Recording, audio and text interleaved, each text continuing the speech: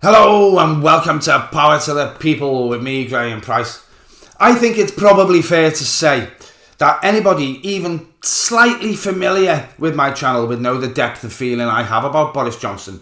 And I certainly don't mean the same type of feelings that Nadine Dorries has for him. There really is no character that has left a stain on British politics in the way that Boris Johnson has. And my hatred for the man is absolute.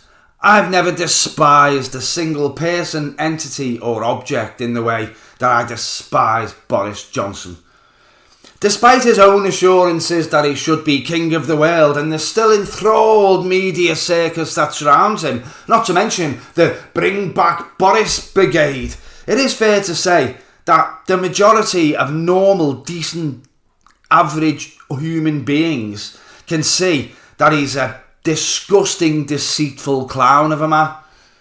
A man who lied and cheated his way into pretending to be Prime Minister just to put himself in an even greater position of privilege than he already held.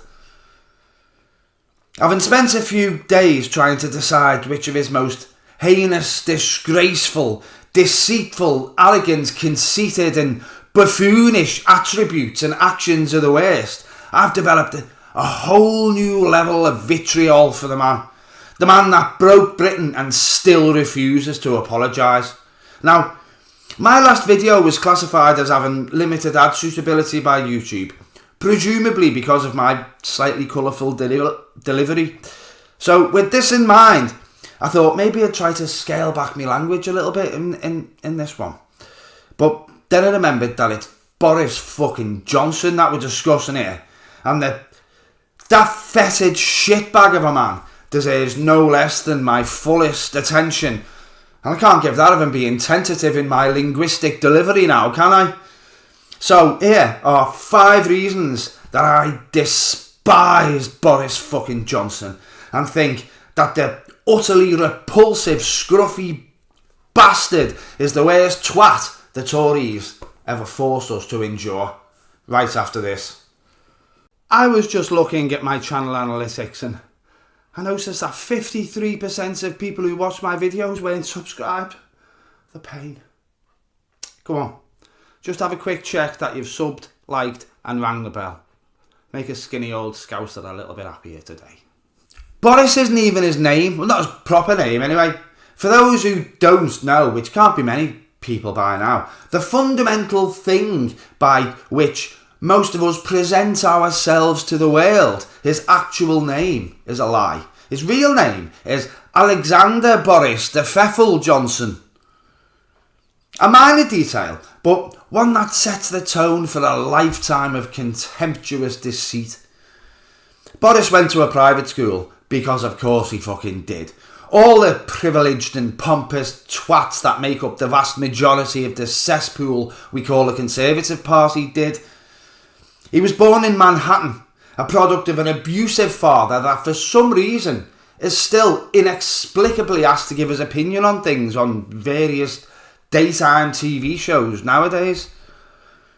Boris went to Eton because of course he fucking did, where he was apparently very popular despite being known as idle, complacent and never punctual. But he says it was here that he developed his English gentleman persona. I don't know about you, but when I think of an English gentleman, I think of Sir David Attenborough or, I don't know, Hugh Grant or, somebody with a bit more class, not Bojo the fucking clown.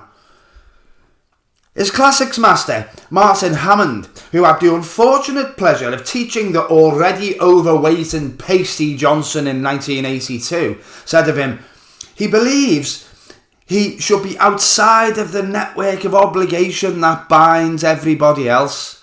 And he also said he seems to believe it's churlish of us all to not regard him as an exception.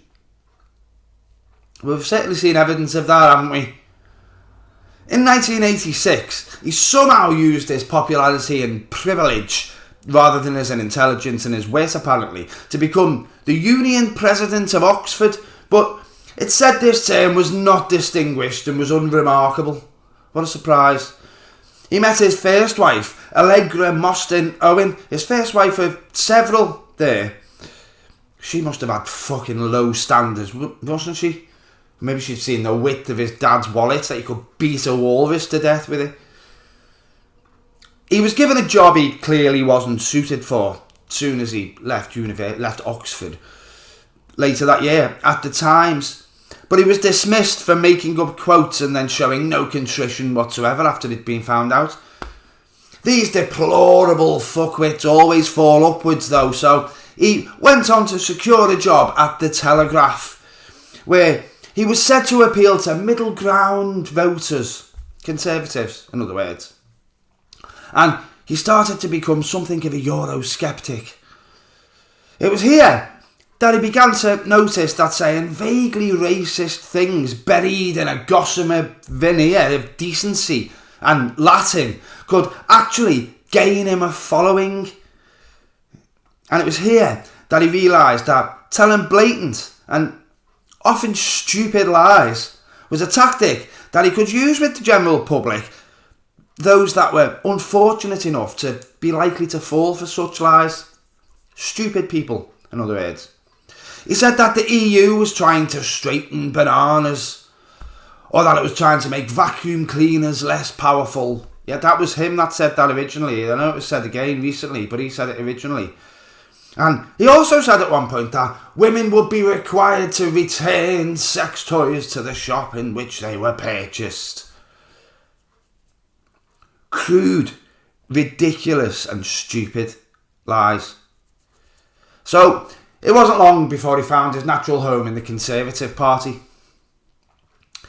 Before Boris Johnson latched onto the rising Europhile feelings of some of the poshest and stupidest in the UK, Euroscepticism had been seen as a bit of a left-wing ideology, but he managed to bring it with him to the Conservative Party and was also credited with contributing to the EU sentiment that led to the rise of the UK Independent Party.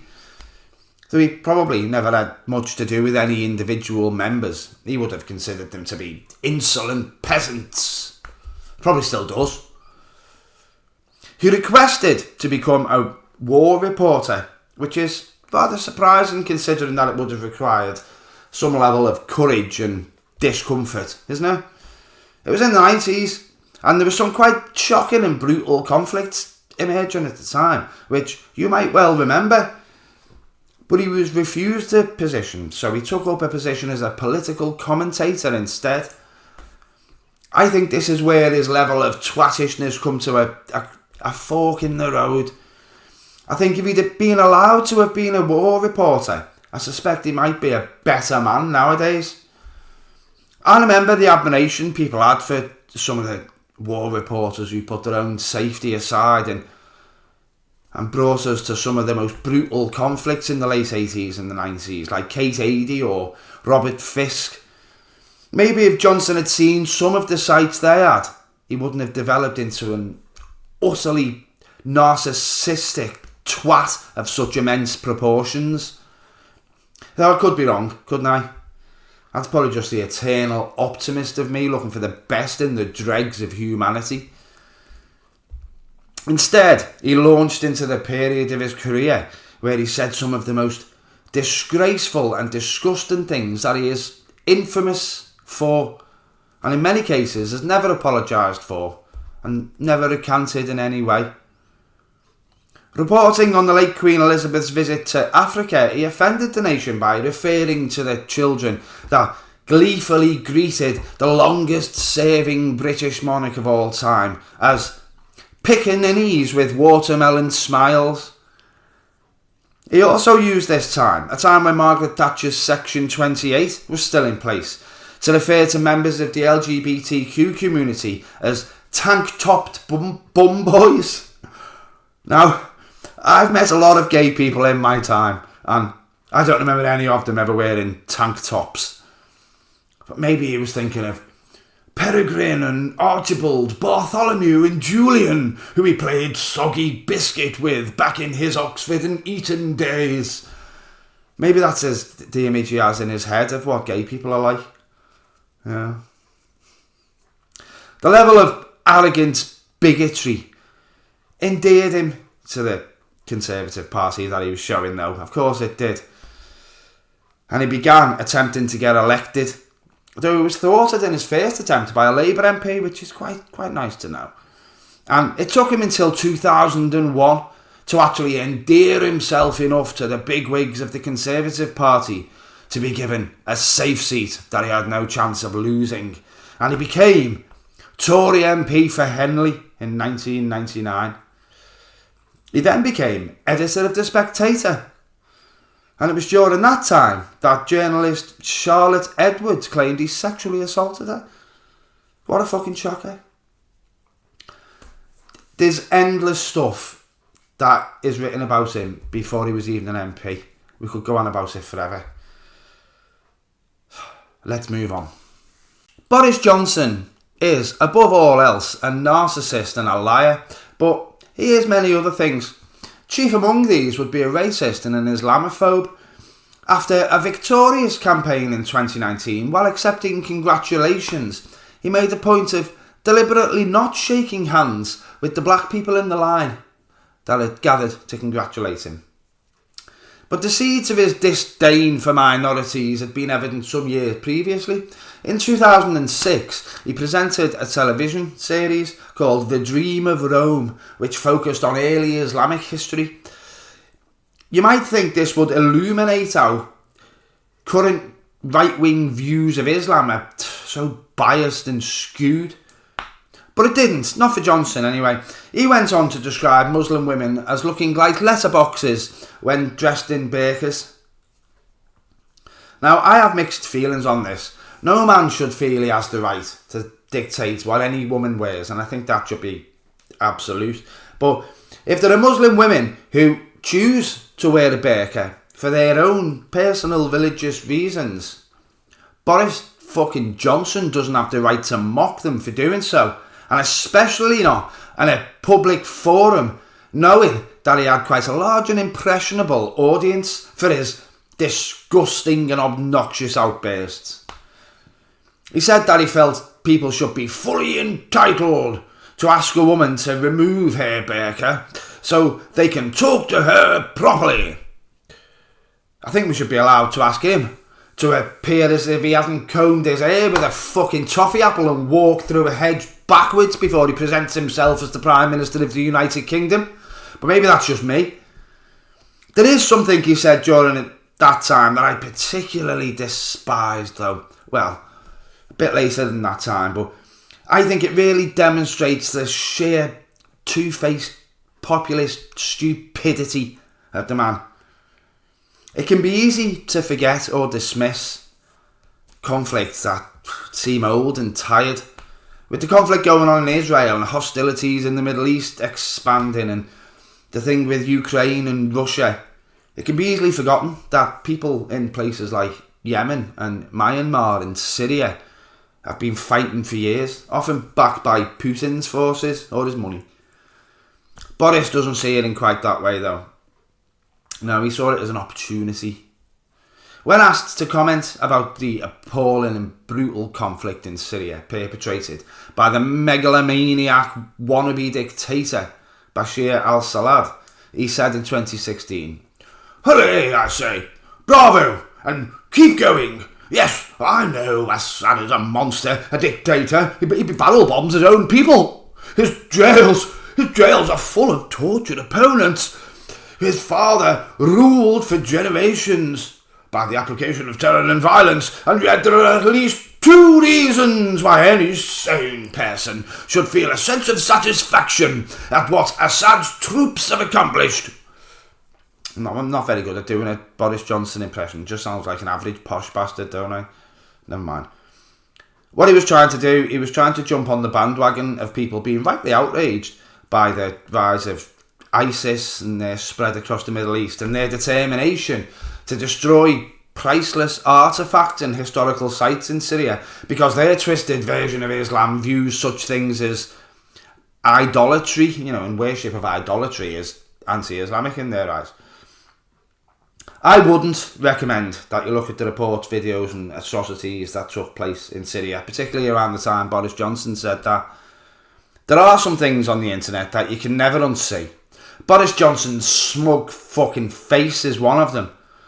But even that doesn't compare with some of the horrors and infringements on human rights that Bashar al-Assad has visited upon his own people. This isn't the extent of his dumb, populist, racist bigotry though. There's a lot more to choose from. That's just one that particularly offended me. Boris Johnson's played a clown for years. He performed for the British public as a light-hearted and lovable rogue, a scruffy-haired comedian who could be trusted to put Britain first and do so with a smile. He was really just a power-hungry, nihilist, racist bigot who projected himself to the worst people of the UK and those who he could con with his populist bullshit. He never shared their views. He doesn't share their views.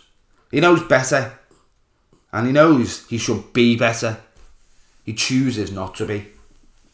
Boris Johnson once said something about wanting to be the king of the world, and it was noted at the time by some of his peers. Being a prominent politician and subsequently the Mayor of London was never going to be enough for his ego, was it?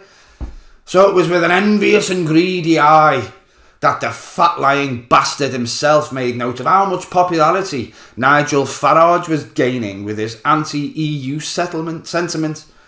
And when the dullard racists, the mistaken, the politically ignorant and the downright crayon-munching of this nation became enthralled with Farage's anti-EU bullshit, Boris decided that was a bandwagon he wanted to hitch a ride on. It should be remembered, though, that before the result was declared, Boris wrote 2 articles, one in favour of remaining in the EU and one in favour of leaving the EU.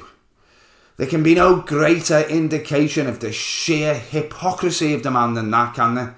The duplicitous bastard. The UK finally did leave the European Union under Boris's leadership. But Brexit and the deal Johnson negotiated were a total flop and a failure, sticking the UK with the lowest economic growth rate of all G7 nations. And that really is far from the only horrendous and economically insane outcome of so many people lying to so many gullible, gaslit people in the public for the sake of tax avoidance, racism and stupidity. Johnson threw himself wholeheartedly into the farcical and anti-European sentiment that Brexit presented, though. He had experience, of course. It was his lies about EU intentions that had helped fuel Farage and his various incarnations of anti-European parties that he used to grift his way through his entire career in the 90s and 2000s. Ballbag Johnson, of course, leaned right into the bullshit and bravado that Brexit brought upon us and used his long career of dishonest, deceitful practice to entirely corrupt the politics of the United Kingdom in the minds of the dull-witted. This was the point when my disdain and in fact my hatred of Alexander Boris de Pfeffel fucking Johnson really bloomed in my mind. There was absolutely no lie that Boris wasn't prepared to tell in order to ride the monster that Brexit had become to power. His lies and perpetual gaslighting at the time have become almost legendary in placing him as the most blatantly dishonest and disgusting Prime Minister of the modern age. No wonder people find him so offensive. In late 2016, Johnson said the Roman Empire had been a golden age and that Europe unified under a single government and that the continent's past 2,000 years were filled with attempts to recreate that political system. The Romans were a great civilization, it has to be said, but it needs to be remembered that they built that civilization on cruelty, invasion, bigotry and conquering and subjugating the weak and the unarmed. Rather than see this as a period of history from which to learn valuable lessons, Johnson decided to use it as an opportunity to invoke Godwin's law upon the whole nation, and compared the EU to every barbaric dictator that had forced Europe to suffer throughout history, saying, "Napoleon, Hitler, various people tried this out and it ends tragically." Johnson told the Telegraph, "But the EU is an attempt to do this by different methods." Yeah. Boris Johnson went right ahead and compared the EU to the Nazis. And he did it more than once as well. That was the first time he did it, but he followed it through. He said it again as time went by, occasionally. Anybody who follows my channel to any extent knows how I feel about the Nazis and fascism in particular. Even now, it rears its ugly head. In many of his rallies, Donald Trump has said, "Immigrants are poisoning the blood of our nation. It's true, it's true. Nobody ever saw anything like it." Not a very good Donald Trump impression either. But if you take the words immigrants and replace them with Jews, this is literally the exact same words that Hitler was using in his speeches in the late 30s. And I'm not going to try and do an impression of him. Boris is quite a fan of Donald Trump. And the Conservative Party have made it entirely clear that they think he should be the next president of the United States, despite the man clearly being a modern-day dictator. And they say we're supposed to learn from history so we don't repeat our mistakes. Apparently nobody told Boris that. I can't lie, it's not been very easy to write the notes and the script for this video. I've been at it for 3 days now, and I've never been so fed up of seeing the arrogant, conceited, insolent fucking face of that man as I've ever been in my life. Well, maybe except for the few months in 2020 when we ended up with the worst Prime Minister in history being depended upon to guide us through the worst public health incidents since the end of World War I anyway. I think I'm just going to freestyle this one for you.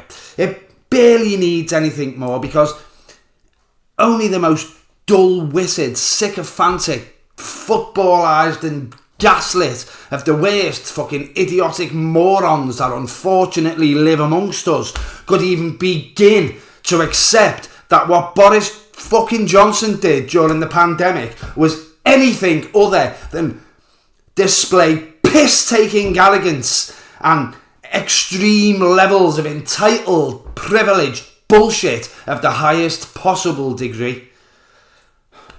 The facts are out there, you've heard them all before, and if you're a person that watches my channel to the degree that you've gotten this far in this video, I know you're a person that has the intelligence and the diligence to know the extent of the lies and deceit that Boris fucking Johnson put us through during the time this country needed an honest, intelligent, conscientious, diligent leader. We had anything but that, didn't we? If you want numbers, figures and facts about that time, they're out there, and they proved that Johnson not only laughed at but celebrated the idea that the pensioners and the most vulnerable amongst us were going to die in misery. He positively revelled in the opportunities it offered. Nobody could forget the 3-word slogans, the lies. Matt Hancock, or Twat Wanksock as I call him. More lies, the gaslighting, the subtle suggestion that we should listen to utterly fucking stupid twats like him instead of actual experts. More lies coming out every day. Allegra Stratton laughing about how they were going to perpetuate the lie that they'd all done nothing wrong and they hadn't broke any rules. The comments about letting bodies pile high. The videos of gacked up fucking posh wankers falling about pissed, having Christmas parties, dancing with each other. Dancing, pissed on champagne that you paid for. The VIP lanes. Dido Harding, whatever happened to her? Where did she disappear to with that 37 fucking billion quid? People that were mates with Tory MPs and owned a pub suddenly setting themselves up as PPE companies in order to steal a few million quid, while our actual NHS workers wrapped themselves up in bin bags as protection from the worst virus that we'd seen for a century. watched people die because the government was offered ventilators from the European Union. Oh no, not from the EU. Oh no, they gave money to James fucking Dyson who makes Hoovers instead. If I go into it anymore, I'll get too angry and upset to finish filming. The Conservatives, and Boris Johnson in particular, took us all as complete fucking mugs and used COVID to steal from us. And then they rubbed it in our faces. God forgive you if you saw what they did during the pandemic and accepted it, and may God mock you in eternity for you if you voted for them again after that. They saw it as nothing other than an opportunity for the biggest cash grab in history, besides Brexit, of course. And Johnson was at the heart of that one as well, wasn't he?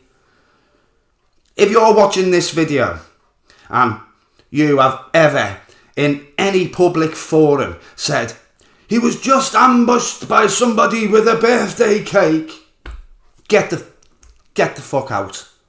I don't want your views, your comments or your subscription. You dumb, gaslit, dull-witted, semi-retarded fucking fool. He wasn't ambushed with a cake. He knew exactly what he was doing, and he lied about it, and then he lied about lying about it, and then he lied about lying about it, and then pretended he was actually too stupid to have known that he was lying, and then lied about that.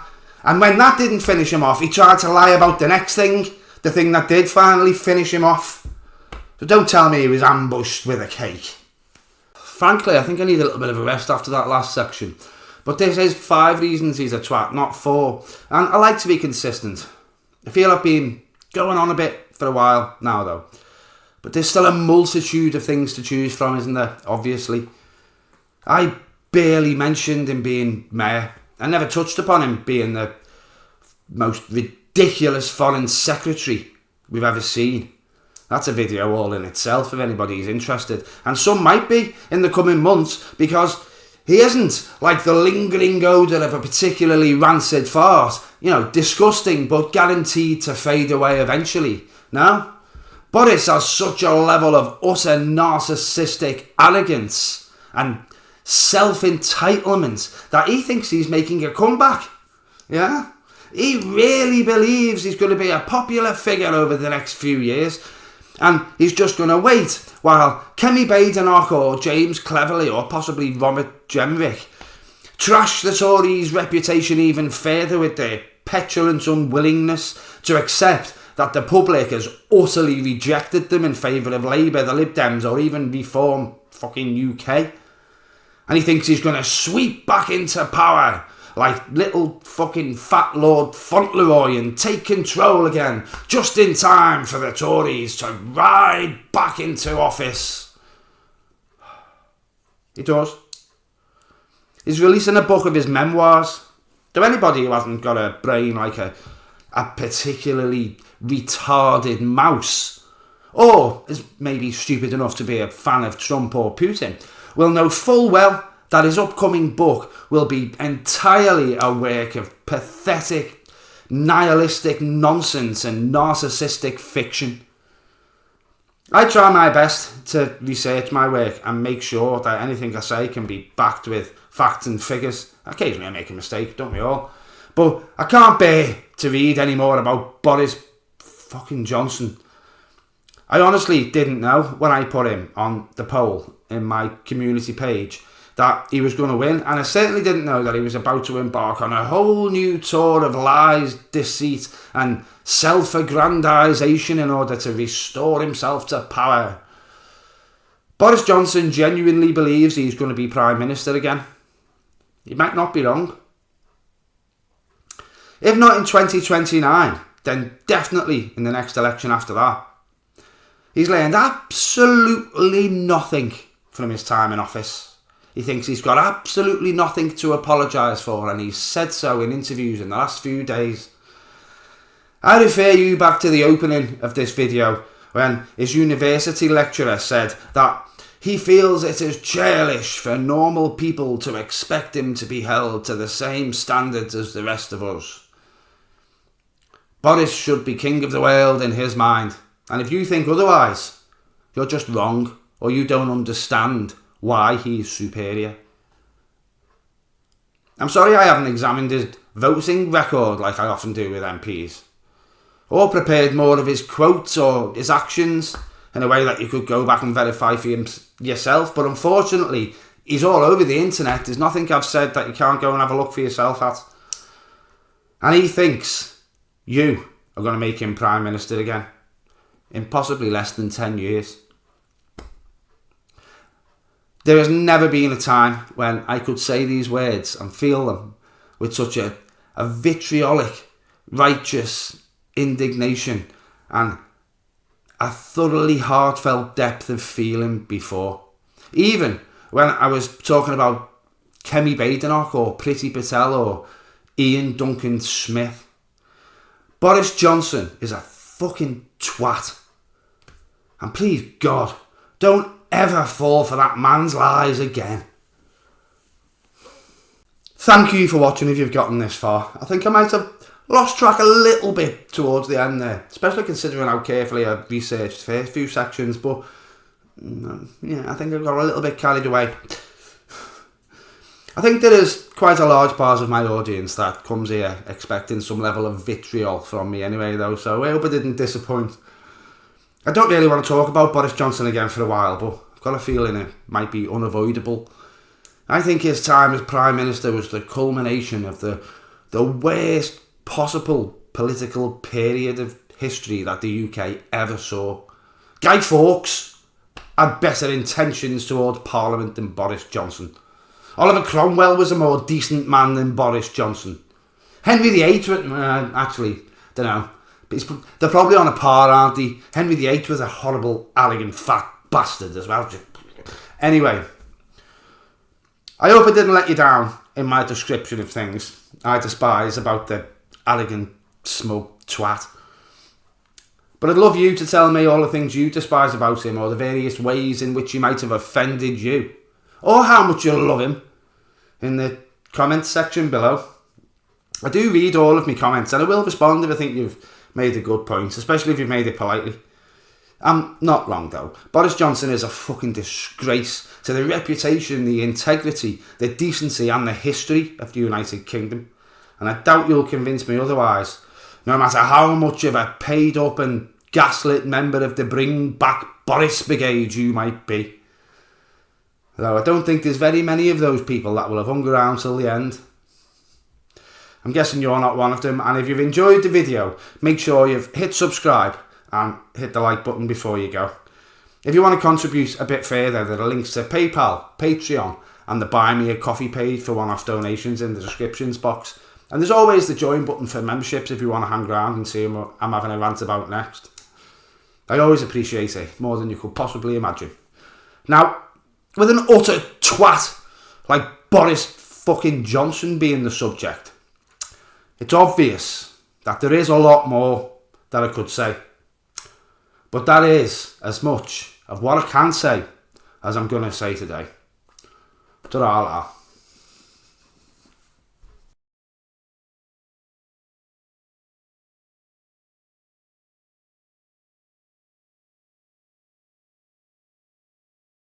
Hit the subscribe and the like button.